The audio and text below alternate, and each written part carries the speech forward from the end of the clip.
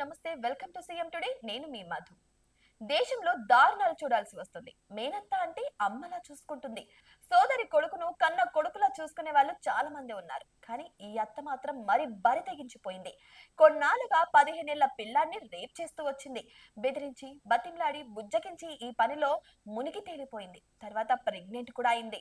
అయితే ఇలా తనను బలవంతం చేస్తున్న విషయాన్ని మైనర్ బాలుడు తల్లికి చెప్పగా పోలీసులకు ఫిర్యాదు చేసింది తల్లి.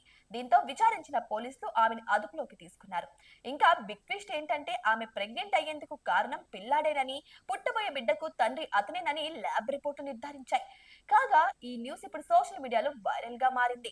ఇక సదరు ఆంటీపై పోక్సో కేసు పెట్టాలని డిమాండ్ చేస్తున్నారు నెటిజన్లు. ఖచ్చితంగా ఆమెకు కఠిన శిక్ష పడాలని అంటున్నారు ప్రజలు. అయితే ఇంకొందరు మాత్రం ఇన్నాళ్ళు అబ్బాయి తన తల్లికి ఎందుకు చెప్పలేదని మరికొందరు ప్రశ్నిస్తున్నారు. ఇద్దరి ఇష్టం వల్ల ఇదంతా జరిగి ఉంటుందేమో అని కామెంట్స్ కూడా చేస్తున్నారు.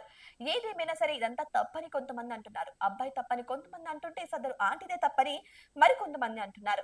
నిజంగానే అబ్బాయి ప్రమేయం లేకుండా రేప్ అటెంప్ట్ ఎలా జరుగుతుందని కూడా మరికొందరు అంటుంటే, అయితే ఇద్దరి ఇష్టానుసారమే జరిగిందని మరికొంతమంది అంటున్నారు. ఏదేమైనా సరే ఇది ఒక షాకింగ్ విషయం అని చెప్పొచ్చు.